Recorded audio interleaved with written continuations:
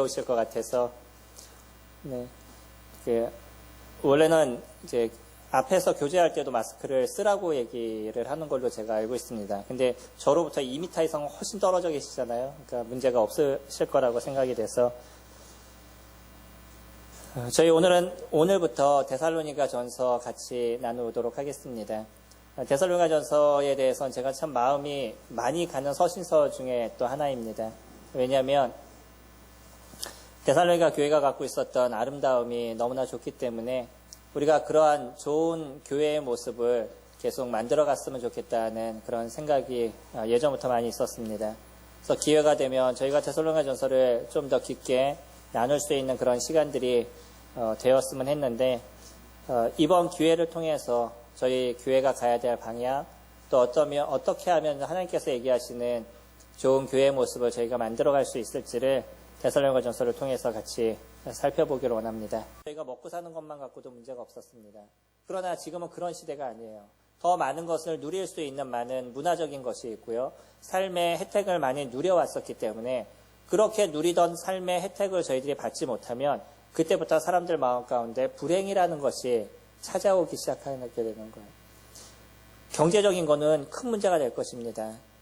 우리 성도님들은 때로는 없으면 없는 대로 살아가는 그러한 부분들을 아시지만, 그거를 모르는 사람들이 이 돈이 없어지게 됐었을 때 느끼는 상대적인 박탈감은 엄청 클 것이에요. 그렇기 때문에 우리는 이런 사람들에게 진정 희망이 무엇인지를 알려주는 자들이 되어야 되겠죠. 지금 이 시대의 희망이 무엇이겠어요? 다시 경제를 활성화시킬 수 있는 대통령? 물론 중요할 겁니다. 저도 이번에 어떤 계기를 통해서 경제에 대한 공부를 하고 있는데, 공부를 잘하면 돈을 많이 벌겠어요? 그리고 돈을 많이 벌면 행복해지겠어요? 진짜 중요한 것은 무엇이냐면, 이러한 환경을 저희들이 이길 수 있고 그것을 넘어갈 수 있는 힘이 저희들에게 있느냐는 것이죠.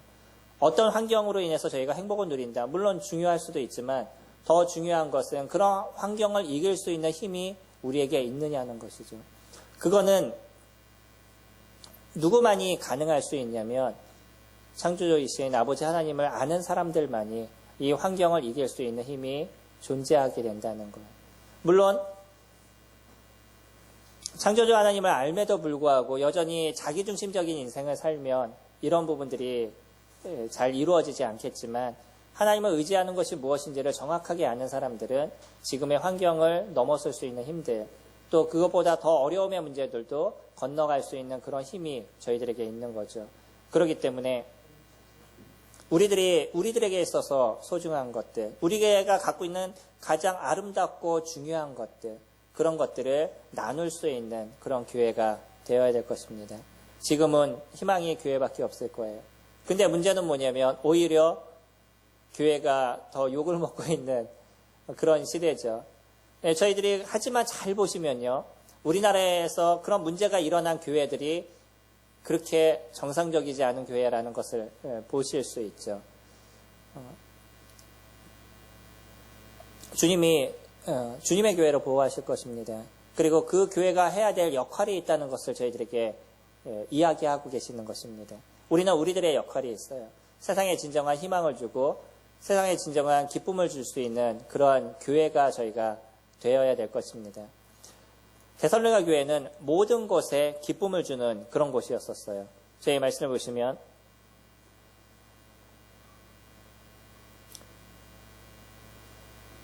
7절에 그러므로 너희가 마게도니아와 아가야에 있는 모든 믿는 자의 본이 되었느니라. 주의 말씀이 너희에게로부터 마게도니아와 아가야에만 들릴 뿐 아니라 하나님을 향하는 너희 믿음의 소문이 각처에 퍼졌으므로 우리는 아무 말도 할 것이 없노라. 이 데살로니가 교회가 갖고 있는 믿음이 얼마나 아름다웠으면 데살로니가 속해 있는 그 마게도니아지요, 그 인근인 아가야지요, 그것을 넘어서 그 각처까지 이들의 믿음의 소문이 퍼졌다라고 얘기를 하죠. 진짜 희망이 되는 교회가 무엇인지를 사람들은 얘기를 듣고요, 그것에 대한 마음의 위로와 힘을 얻게 되는, 데살로니가 지역도 여전히 많은 환란이 있고 어려움이 있는 그런 곳이었습니다. 근데 이런 환란이 있고 어려움이 있는 그런 성도들이 어떻게 그런 믿음 속에서 온전하게 살아가고 있는지, 하나님 그분을 드러내는 인생을 그들이 어떻게 살아가고 있는지가 온 세상에 다 퍼져가고 있다는 거예요. 그들이 하고 있는 일을 아주 단순하게 표현하는 게 3절이잖아요. 너희의 믿음의 역사와 사랑의 수고와 우리 주 예수 그리스도에 대한 소망의 인내. 이게 그리스도인들의 모습인 거죠. 세 가지가 있잖아요. 믿음, 소망, 사랑. 이 세 가지의 문제가 그들에게 아름답게 이루어지고 있다는 거예요. 그리고 그것이 다른 사람에게 퍼져게 됐습니다. 근데 여기서 얘기하는 것처럼요. 믿음은 무엇이 있어야 돼요? 역사가 나타나게 된다. 하나님 아버지에 대한 진정한 믿음, 예수 그리스도 그분에 대한 진정한 믿음이 있게 됐었을 때 그것을 통해서 그들의 역사가 드러나게 되는 거죠. 믿음은 그냥 내가 믿었어 라는 것으로 끝나지 않는다는 겁니다. 무엇이 나타나게 되냐면 그 안에서 성령의 역사가 드러나게 된다는 거예요. 우리 교회가 성령의 역사가 드러나는 그런 교회가 되기를 원합니다. 성령 그분의 그 능력과 힘이 우리 교회를 통해서 이렇게 펼쳐나가는 그런 교회가 되기를 원합니다. 그러기 위해서는 우리 각자에게 그런 일들이 일어나야 되는 것이죠. 그리고요. 사랑에 수고가 있다라고 얘기했어요. 우리는 사랑합니다 라고 얘기하면 그냥 마음의 감정이라고 생각하잖아요. 마음이 좋으면 사랑합니다. 그리고 나하고 잘 맞는 사람이면 얼마든지 사랑할 수 있는데 마음이 맞지 않으면 사랑하지 못한다. 그렇게 얘기하죠. 근데 고린도서 13장이라든지 사랑을 이야기하는 장을 저희들이 잘 살펴보면 사랑은 감정이 아니라 그 삶을 행동으로 드러내는 것이에요. 그러니까 여기에는 사랑을 무엇이라고 표현하냐면 수고가 있어야 된다라고 얘기하는 거죠.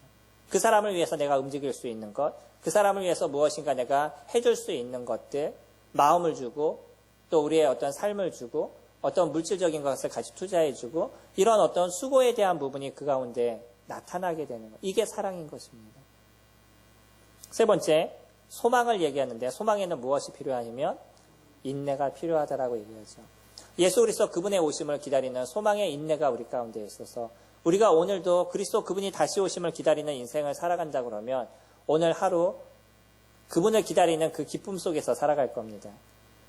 저희들이 그러잖아요. 누군가 좋은 사람을 기다리게 됐을 때 뭐 10시에 온다 그러면 그 전날부터 막 기다리고 두근두근거리고 설레고 뭐 이런 마음들이 있죠. 저도 가끔은 이제 뭐 교회에 어떤 행사가 있는데 그런 행사에서 성도님들을 만날 걸 기대하면 기대하는 마음이 상당히 클 때가 많아요. 그 시간이 빨리 왔으면 하는 그런 마음들, 그런 생각들을 가질 때가 많습니다. 근데 우리가 예수 그리스도 그분을 소망하고 그분을 귀히 여긴다라고 얘기하는데 그분의 오심에 대해서 저희가 설레임이 없다라고 얘기하면 이거는 문제가 있는 거겠죠. 소망은 그런 겁니다. 그 기다림의 인내, 이제 며칠 뒤면 오시는데 그것을 갖다 기다릴 수 있는 힘과 또 그 속에서 설레이는 마음과 그런 것이 우리에게 존재하게 되는 거죠. 그러니까 소망을 갖고 있는 사람은 그러한 인내하는 부분들이 어렵지 않다는 거예요. 얼마든지 그분의 오심에 대한 확신을 갖고 있기 때문인 거죠. 그래서 믿음과 소망과 사랑, 이거는 그 교회가 아름답게 이루어지고 있는지 아닌지를 볼 수 있는 잣대가 되고 있는 거죠. 이 교회가 진짜 온전한 교회냐, 그러지 않느냐를 보는 것은 이 교회 안에 믿음의 역사가 나타나느냐, 사랑의 수고가 나타나느냐, 소망의 인내가 나타나고 있느냐, 그것을 보면 이 교회가 좋은 교회인지 안 좋은 교회인지가 드러날 수 있겠죠. 많은 교회들이 있습니다. 사람이 많은 교회들도 있고 뭐 큰 교회들도 있어요. 근데 그들이 추구하고 있는 것이 아버지 하나님 그분으로 인한 것이냐, 아니면 그들 스스로에 대한 것이냐, 이것이 아주 큰 문제가 나타나는 것이에요. 문제를 일으키고 있는 교회들을 보면 사람들 스스로가 자기중심적인 인생을 살아가요. 그들의 중심이 하나님을 섬기는 삶이 아니라 자기중심적인 문제를 갖고 있습니다. 그러니까 교회가 어려워져 가는 거예요. 우리 교회의 모습도요. 우리가 우리 중심적인 인생을 살아가는 교회가 된다라고 얘기하면 이 교회에 하나님의 역사가 나타나지 않을 것입니다. 우리 각자가 나만을 위하는 인생을 살아가게 되면 이 교회는 믿음의 역사라는 것은 드러나지 않을 것이에요. 그러나 믿음의 역사는 우리의 믿음의 그 대상이신 아버지 하나님, 그분에 대한 소망과 그분에 대한 그 의지하는, 그분이 이루실 것에 대한 기대하는 그러한 심령의 마음이 우리 가운데 크게 일어나게 됐었을 때 하나님께서 하시는 일들을 저희들이 보게 되는 거죠. 저희 5절 말씀 보시면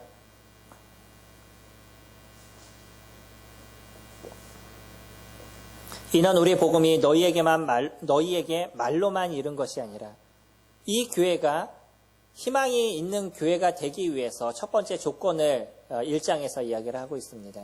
그것은 무엇이냐면 온전한 복음이 전해졌냐는 것이에요. 그들에게 온전한 복음이 임했냐는 것입니다. 데살로니가 교회는 3주 동안 복음이 전해졌던 곳이에요. 몇 주요? 저희들이 구원받았다 그러면 얼마나 되셨죠? 예전에 한번 이렇게 체킹을 해보니까 최하 10년, 저희는 그러잖아요. 3주 동안 복음이 전해졌어요. 그리고 지금 바울이 편지를 쓰고 있는 이 시점까지가 6개월이 채 넘지 않은 시점으로 저희들이 대체적으로 분별을 하고 있습니다. 데살로니가가 형성이 된 게 그러면 겨우 몇 개월 정도 됐다고요? 6개월이 채 되지 않는 그런 교회예요. 근데 그 교회에 무엇이 드러나고 있냐면 믿음, 소망, 사랑이 바르게 드러나고 있죠. 그러면 그것이 왜 바르게 드러나고 있느냐? 첫 번째 단추부터 바르게 띄어진 거예요. 그 첫 번째 단추가 바른 복음이 그에게 임한 것입니다. 복음이 너에게 말로만 이르지 않았다는 것이에요. 많은 사람들이 교회를 다니고 예수 그리스도를 믿었다라고 얘기해요. 말로 고백을 합니다. 내가 주 예수 그리스도를 믿었습니다. 라고 얘기하면 주 예수를 믿으라. 그리하면 너와 내 집이 구원을 얻으리라라고. 그래서 난 믿었어요. 그래서 내 안에 구원이 이루어졌어요. 라고 고백을 합니다. 근데 이게 말로만 인한 고백도 얼마든지 이룰 수 있다는 것이에요. 무엇으로 이루어져야 돼요? 또한 능력과 성령과 큰 확신으로 된 것이다 라고 얘기를 하죠. 복음은 그런 것입니다. 내 안에 성령 하나님의 확실한 인치심이 우리 가운데 이루어지는 거예요. 너희가 그 안에서 또한 듣고 믿어 약속의 성령으로 인치심을 얻었나니 라고 얘기하는 에베소서 1절의 말씀처럼 우리가 복음의 말씀을 듣고요. 그것을 내 마음에 믿는 순간 누구의 인치심이 이루어지게 되냐면 성령 하나님의 인치심이 우리 가운데 이루어지게 되는 거예요. 그러면 우리 안에 성령 하나님이 함께 하시는 인생을 살아가게 되고 그때부터는 누구를 따라가는 삶을 이루어지냐면 성령을 따라 살아가는 삶이 우리 가운데서 만들어져 가는 거죠. 말로만은 얼마든지 임할 수 있습니다. 그래서 지금 바울이 얘기하는 것은 너희들에게 이루어진 이 복음은 말로 이루어진 것이 아니야. 무엇으로 이루어졌냐면 성령의 큰 확신으로 이루어진 거야 라고 얘기합니다. 능력과 성령과 큰 확신. 우리들 안에 이루어진 이 성령의 역사가 그렇게 이루어지게 됐었을 때 우리들의 삶이 이제는 이 세상에서부터 어디로 시선이 변하게 되냐면 아버지 하나님께로 시선이 변하게 되는 거죠. 내 중심적인 인생을 살아갔던 사람이 이제 누구 중심적인 인생을 살아가게 되냐면 아버지 하나님 중심적인 인생을 살아가게 되는 거예요. 왜냐하면 이미 나는 죄로 인해서 죽은 존재였고 이제 없어질 완전한 고통의 그 지옥의 형벌을 받을 그런 존재였었는데 거기서부터 나를 건지신 그 하나님의 놀라운 역사와 또 이 일을 이루시기 위해서 스스로가 십자가에서 그 고통과 고난을 감내하신 예수 그리스도의 그 사랑을 내가 아는 순간 이미 나는 죽은 존재고 이제 그리스도 안에서 다시 살아난 존재임을 고백하게 되는 거죠. 그게 우리가 침례의 모습이잖아요. 로마서 6장에서 얘기하고 있는 이 침례의 아름다운 예표를 얘기하게 될 때 우리가 물에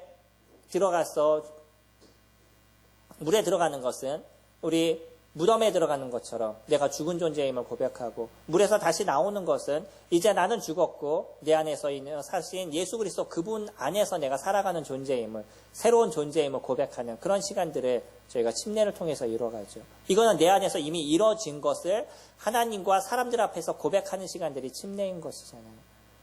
그래서 이 침례는 형식적인 것 같지만 너무나 소중하고 귀한 것입니다. 나의 고백을 하나님 앞에 드리는 거예요.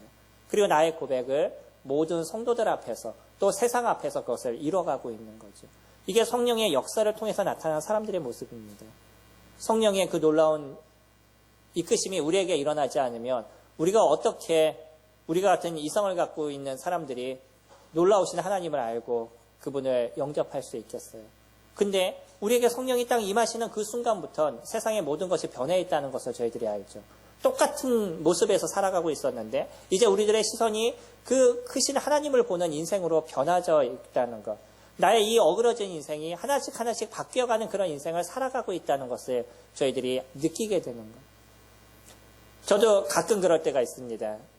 제가 만약에 주님을 알지 못했으면 사이코패스적인 그런 성향이 나 안에서 일어났을 거야 라는 생각을 저는 가끔 가졌는데 저희 아들이 똑같은 얘기하고 있더라고요. 그러니까 내 안에서 일어나고 있는 이 잘못된 생각들은 너무나 사람들에게 드러내지 못할 그 추악하고 그 더러운 것들이라는 거예요. 그래서 그런 얘기를 했습니다. 그건 너뿐만 아니라 모든 사람이 다 그런 거야. 저희 요번에 보시잖아요. N번방인가요? N방이라고 잡혔던 뭐 박사라는 어떤 한 그 친구의 이야기를 저희들이 듣게 되는데 그 안에서 이루어지고 있는 아주 추악하고 더러움의 모습들이 우리가 얘기를 듣다 보면 이 사람은 진짜 악마야라고 생각할 정도로 너무나 추악한 일을 이뤘어요. 뭐 진짜 말로 저희가 얘기하기 어려울 정도의 그 인간이 이럴 수 있을까라는 모습을 보여줬습니다. 근데 문제는 뭐냐면 그 한 사람이 그것을 동영상을 찍어서 올리면 많은 사람들이 돈을 내고 그것을 보기 위해서 다 들어온다는 거예요. 그리고 그것으로 끝나는 것이 아니라 거기 있는 사람들이 또 같이 운영진으로 일을 해요. 거기에는 16살 된 중학생 아이들도 있었습니다. 너무나 무서운 거 아니에요? 그러면서 우리는 때로는 아니 어떻게 사람이 이럴 수 있어 라고 얘기하지만 사실은 우리 안에 있는 이 죄성은 비슷한 모습을 가져가고 있다는 거예요. 이것을 표현하지 않고 드러내지 않을 뿐이지 우리 안에 있는 죄성이 얼마나 더럽고 취약하다는 것을 우린 스스로 알고 있는 거죠. 내가 하지 않았을 뿐인 거예요. 이런 사람을 아버지 하나님은 저희들을 구원하신 겁니다. 이런 사람을 그 지옥에서부터 저희들을 건지신 거예요. 그리고 이 죄에서부터 이 죄에 대한 추악함과 더러움과 이 죄에 대한 결과가 무엇인지에 대해서 저희들이 정확하게 알았기 때문에 이제는 이 죄를 벗어버리는 그런 인생을 저희가 살아가게 하는 거죠. 이게 그냥 이루어지겠어요? 저희들이 아는 것처럼 죄성이 우리 가운데서 얼마나 강해요. 그것 때문에 좌절하고 쓰러지고 오라 나는 공고한 자다라고 얘기하는 그 바울의 고백처럼 얼마나 많은 고백들이 우리들 안에서 일어나고 있어요. 그런데도 그곳에서 벗어나기 위한 끊임없는 발버둥이 저희들 가운데 있잖아요. 그게 어떻게 일어나겠어요? 누구를 통해서요? 성령 하나님의 그분의 역사와 그분의 능력을 통해서 이루어지는 거죠. 그렇기 때문에 우리는 우리의 있는 모습을 그대로 인정할 필요가 있습니다. 그렇기 때문에 하나님 앞에 이런 자를 구원하시고 이런 자를 이끄시는 그분의 놀라우심에 대해서 저희가 더 많은 감사를 드리게 되는 거죠. 하지만 그렇기 때문에 좌절하지 마시라는 것이에요. 우리는 그런 존재임을 인정하시라는 거예요. 그리고 거기서 계속 넘어서는 그런 인생을 살아가시는데 우리가 그렇게 하나님을 인정하고 의지하는 삶을 살아갈 때 우리 안에 있는 성령 하나님이 그것을 이끌어 가시는 거예요. 이것이 무엇이에요? 성령의 역사인 것인 거죠. 믿음의 역사인 것이죠. 우리들 안에 큰 확신이 있습니다. 하나님에 대한 큰 확신이 있고 구원의 놀라움에 큰 확신이 우리 가운데 있어서 이 능력으로 우리를 구원하시는 그 성령의 역사가 있는 거예요. 이제는 이것이 우리들의 인생에서 계속적으로 나타나는 삶을 저희들이 살아가게 되는 거죠. 그런 자가 이 세상의 진정한 희망이 되어야 되는 거예요. 이 어두움 속에 살아가는 사람들에게 진정한 빛의 희망은 경제 대통령이 되고 경제를 살리고 이런 것이 아니라 아버지 하나님을 알게 하고 우리들 안에 있는 이 눌려있는 이 자존감을 회복시키고 우리들의 자아를 새롭게 하는 그런 성령의 역사가 이루어지게 할 수 있도록 돕는 역할을 하는 것. 이것이 이 세상의 진정한 희망에 대한 모습인 거죠. 이것이 이 교회의 희망인 것입니다. 이 교회가 가야 될 희망의 메시지인 것이에요. 저희가 그 일을 위해서 살아가야 될 것입니다.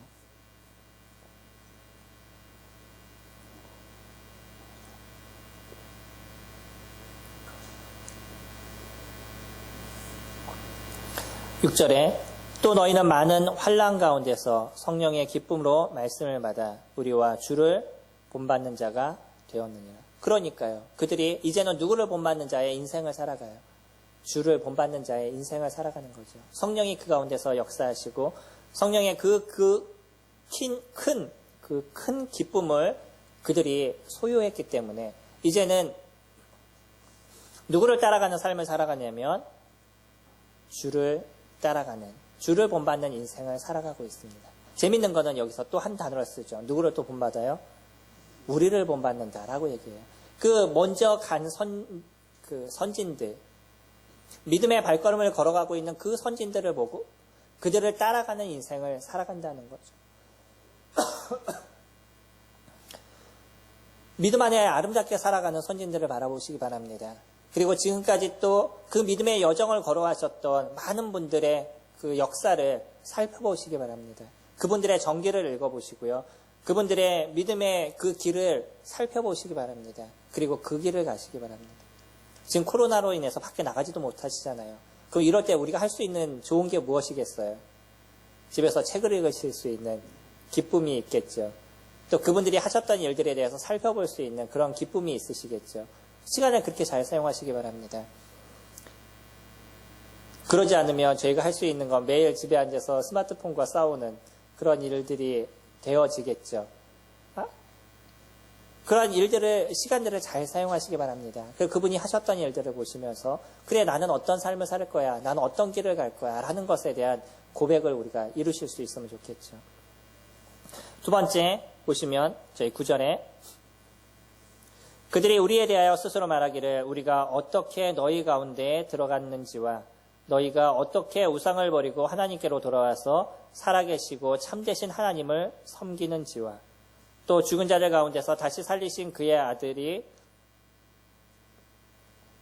하늘로부터 강림하실 것을 너희가 어떻게 기다리는지를 말하니 이는 장래의 노하심에서 우리를 건지실 예수시니라. 이 교회가 어떤 일을 하고 있는지에 대해서 그 이야기를 해주고 있는 거예요. 이 교회가 어떤 삶을 살아가고 있는지.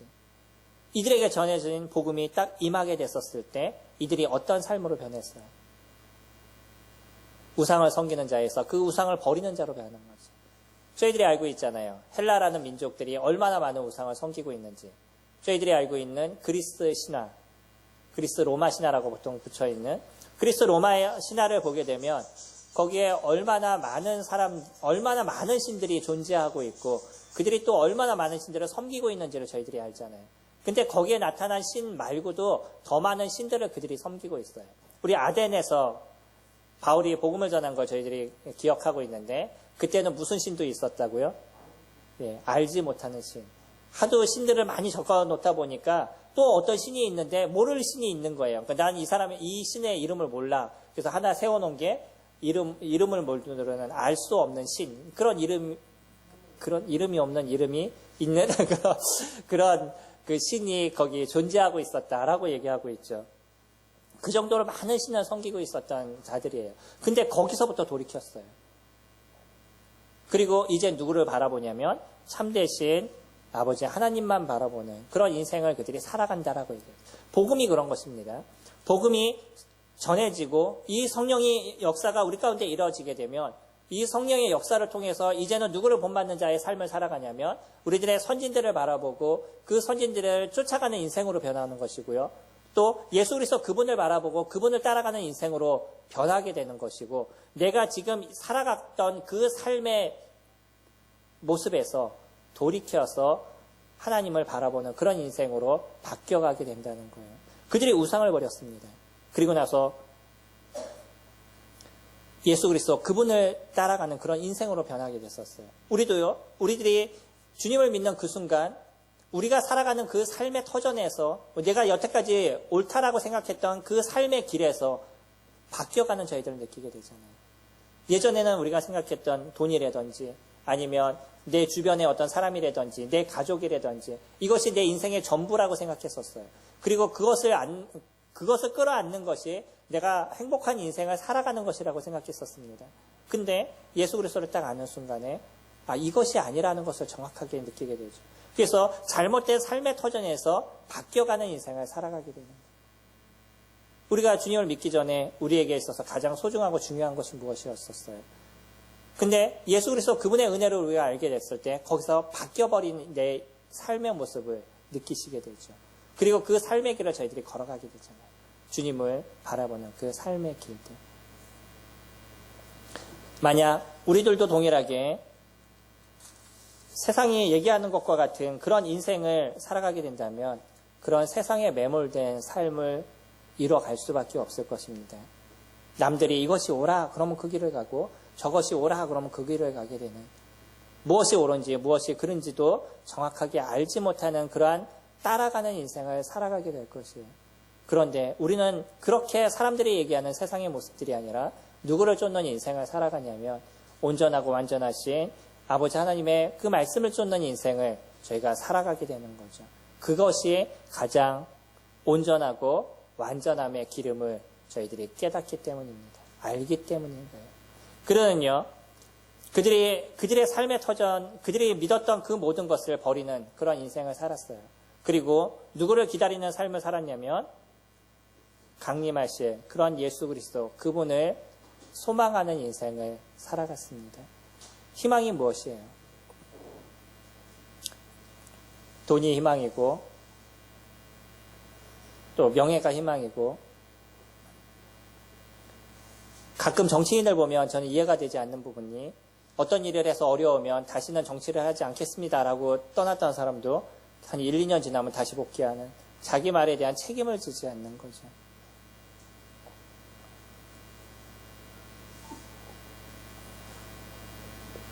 그게 사람이 갖고 있는 한계인 겁니다.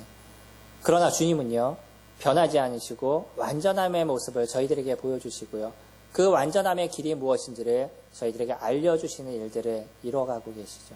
그래서 그분을 우리가 따르고 그분을 쫓아가게 됐었을 때, 그때 참된 희망의 삶을 저희가 이뤄가게 되고요. 그건 우리들 안에서 끝나는 것이 아니라 그런 희망을 모르는 사람들에게 선포하는, 그런 희망을 전해주는 그런 인생을 저희들이 살아가게 됩니다. 교회는 무엇이 온전해야 된다고요? 바른 복음이 전해져야 됩니다. 복음이 온전해야 되는 것. 그것이 첫 단계인 것입니다. 이 데살로니가 교회를 얘기하면서 처음에 바울이 언급하기를 원했던 것도 그 복음에 대한 거예요. 이 복음이 그들에게 어떻게 전해졌고 그 복음을 그들이 어떻게 받아들였냐는 거예요. 복음은 단순하게 인정이 아닙니다. 제가 가끔 복음을 얘기할 때도 인정하셔야 됩니다. 인정의 단어를 쓰기는 하는데, 정확하게 우리가 얘기할 때 그냥 그래 나 인정해서 알았어 뭐 이것으로 끝나는 것이 아니라는 것이에요. 복음은 내 가치관이 변하는 것이고 내 생각이 변하는 것이에요. 내 삶의 자세가 변하는 것이고 어떤 행동의 모습이 변해나가는 겁니다. 무엇을 통해서요? 내 안에 이루어진 그 성령의 역사 때문에 그것이 만들어져 가는 것이죠. 그리고 나서 이제는 그러한 역사가 나를 통해서 드러나는 삶을 살아가게 됩니다. 이것이 복음의 모습이에요. 데살로니가 교회는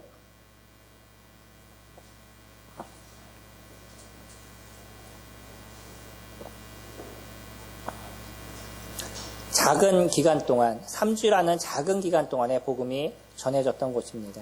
물론 우리가 3주라는 표현을 쓰기 때문에 바울이 머물렀던 것이 딱 3주다, 그렇게 얘기할 수는 없을 거예요. 아마 조금 더 긴 기간에 그가 머물렀을 것으로 보여지는데, 그럼에도 불구하고 3주라는 시간 동안에 회당에서 복음이 전했던 그런 교회였었습니다.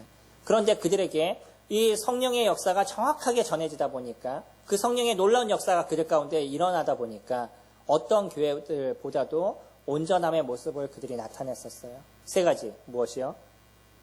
믿음의 역사, 사랑의 수고, 소망의 인내. 이 세 가지가 정확하게 일어났던 것이 데살로니가 교회였었습니다.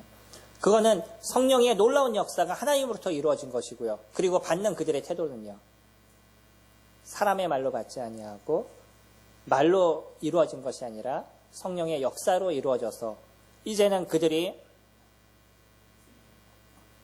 삶의 중심이라고 생각했던 그 우상을 버리고 온전하신 예수 그리스도, 그분을 소망하는 인생으로 변하게 된 거죠.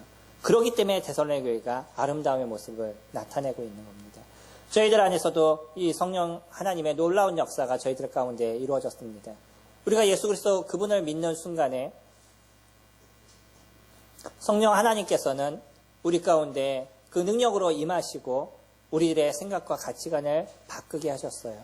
그리고 나서 이제 우리가 그 소중하게 여겼던 우상들, 그 많은 우상에서 우리가 돌이키고 오직 아버지 하나님을 바라보는, 또 이 땅에 나시오실 예수 그리스도 그분을 바라보는 그런 인생으로 저희가 살아가게 하셨습니다. 이제 그것을 저희가 드러내는 인생을 살아가야 될 것입니다.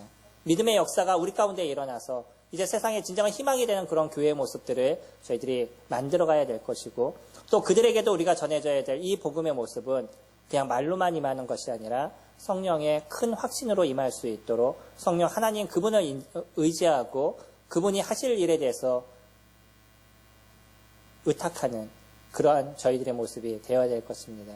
그런 인생을 저희가 살아가게 됐을 때 이 교회를 통해서 하나님께서 이루시는 일들을 놀랍게 우리가 바라보게 될 것이고, 많은 사람들이 그 어렵고 힘든 그런 인생에서부터 진정한 희망을 볼 수 있는 모습으로 변해가게 될 것입니다.